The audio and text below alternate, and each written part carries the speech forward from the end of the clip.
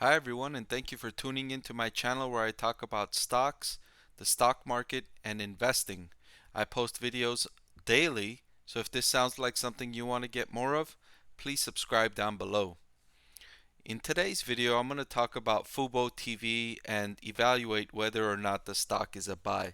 I'm going to use my simplified 6-step framework for analysis, so let's get right into it. The first step in my framework is the customer value proposition.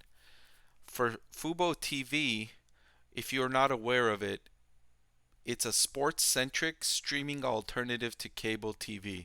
So it's like what you would get from a cable TV bundle or a satellite TV bundle with all the channels included. But the benefit with fuboTV is you get the connection through streaming instead of a cable connection. That means you could take it with you anywhere you get internet. It doesn't have to stay at home. Also, you don't have to have somebody come inside your home to do the installation. You can start up a Fubo TV subscription in a matter of a few clicks. So it has some advantages over the traditional cable TV or satellite TV viewing experience. And so far, customers are loving what Fubo TV has to offer. Revenue has tripled from 218 million to 638 million from 2020 to 2021.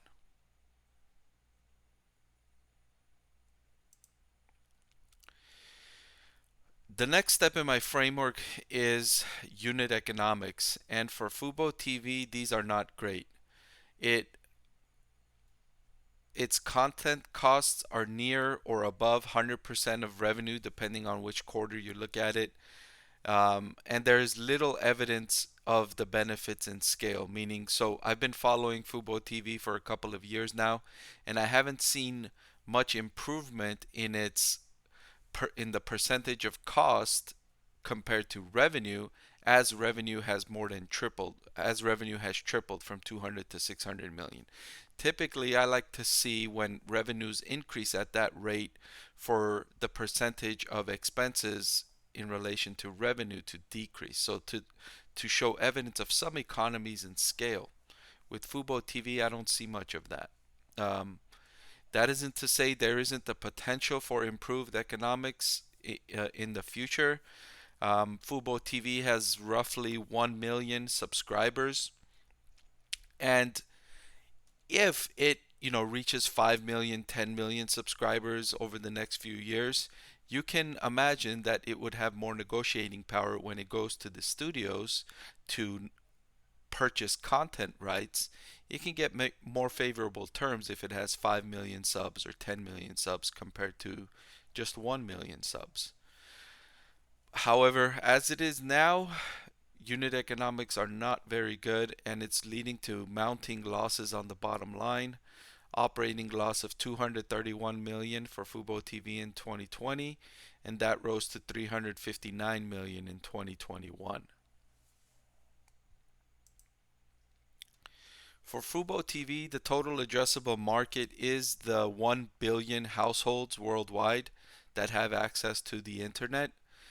Fubo TV's subscribers are majority in the United States. However, the company made acquisition of a international streaming company, and it has started to expand internationally, and its ambitions are as an international company. So its total addressable market is the total 1 billion households with access to the internet.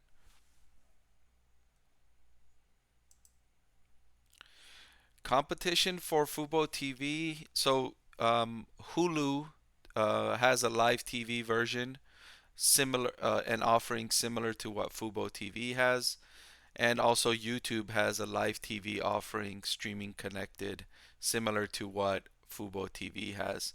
And then there's the lower priced category with Sling TV that has fewer channels but also near half the price. And then it's also competing with Roku's free channels. So those individuals who have the Roku platform can have access to all of Roku's ad supported free channels. So that's the direct streaming competitors. And then I'm sorry, fuboTV is competing with the legacy cable TV and satellite TV providers. Against those providers, fuboTV has a strong advantage. Like I mentioned earlier, with the subscription to fuboTV, you can watch the content anywhere you get a live TV connection. You don't have to only watch it where you're connected to your home TV, like your home or office.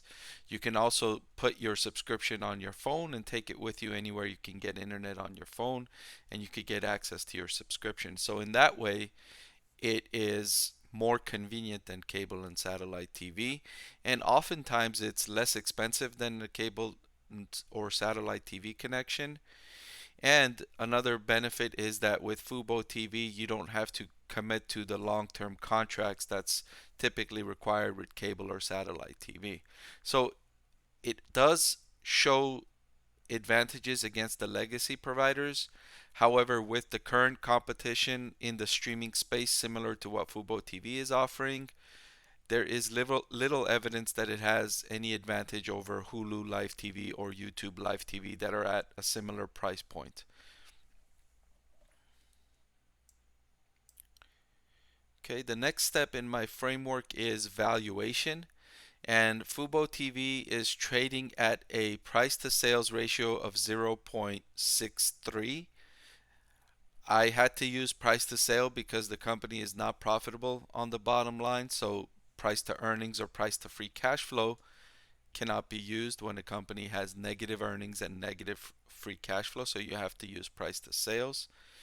And even though price to sales is inexpensive at 0.63 relative to where it was, I mean, it reached a peak of over 18 at one point. So I mean, the stock is down over 90% off its highs, and that's happened as investors have shunned unprofitable growth stocks in recent months as the Federal Reserve has increased interest rates. So growth stocks like Fubo TV that are unprofitable have become out of favor in the market and the price has crashed.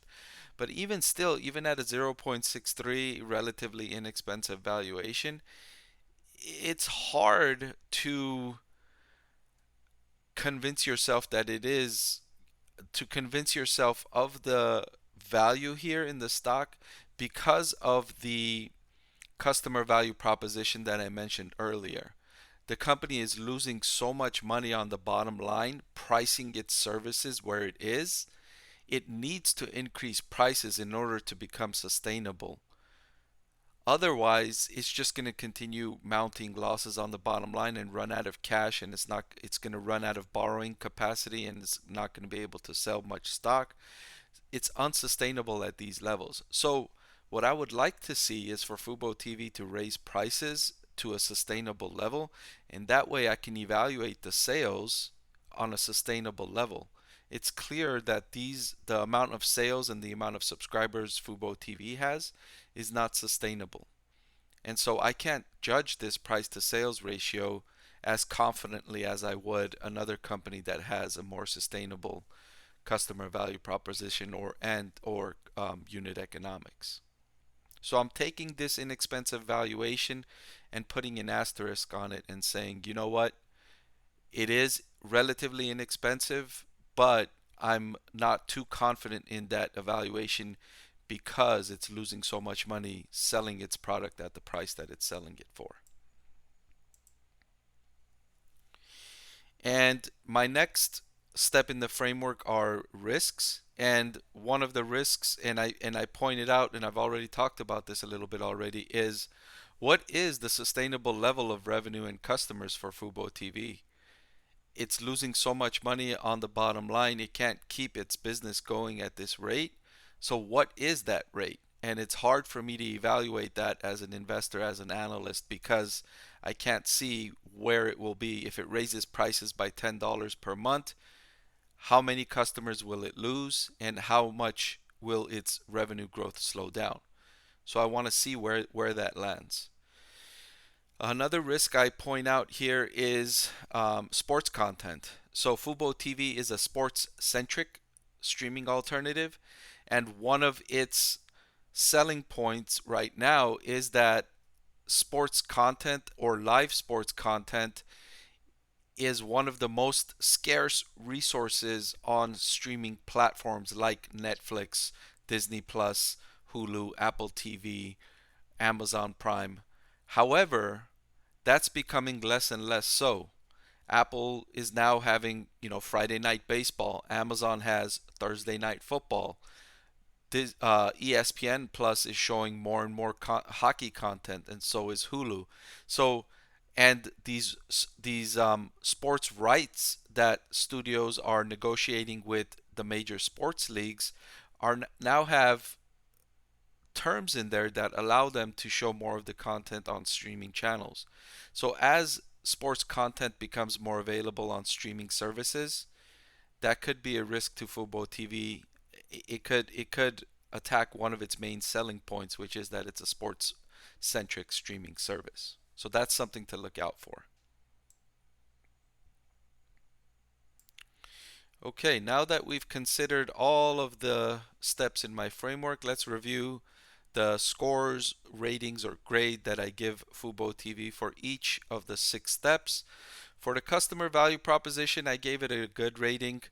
It provides a major advantage over legacy TV providers. You don't have to have the long-term contract, and it's also a lot more convenient. You could take it with you anywhere.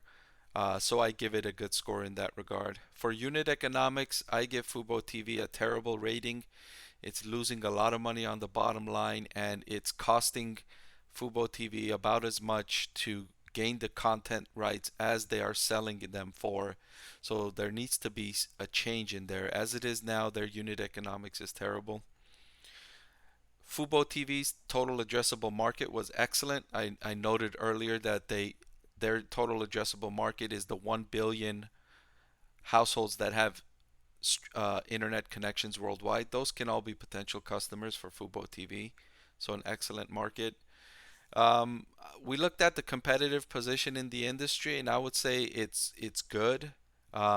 You're not seeing too much competition within those service providers that I mentioned: Hulu Live TV, um, YouTube Live TV, and Fubo TV. They're not competing aggressively on price, lowering it and lowering it, trying to attract subscribers. So that's a good sign there. And then from the opposite side, from the cable and satellite providers, you're not seeing them lowering prices in an attempt to retain customers uh, from switching to streaming services. So they're kind of embracing the inevitable that these customers are gonna eventually go to streaming alternatives, and they're hoping that, and they're banking on the fact that the live TV sports programming keeps the customers with them. The ones that are really avid sports fans and want that live sports TV stick with the cable and satellite TV, and they want to charge those customers even more. So there isn't much price competition, so that's good for investors. We looked at its valuation and we noted it was inexpensive. However, I did put an asterisk on that because of the terrible unit economics. So it is inexpensive, but take that with a grain of salt. Put an asterisk on that valuation. And then we looked at its risks, and risks are high for Fubo TV. It's just so uncertain. Where is revenue and subscriber growth gonna be at a sustainable level once it increases prices, or if it increases prices? That's a big risk. It's a huge unknown, and so that has elevated, in my opinion, Fubo's TV's risk to a high level. So overall, when looking at all of the factors, I would say Fubo TV stock is not a buy right now. As an investor, I would wait a few more quarters to see more evidence of Fubo TV improving its unit economics. Management has noted that it is working on reaching cash flow positive, increasing prices, reducing some costs, and making plans to bring its expenses in line with revenue.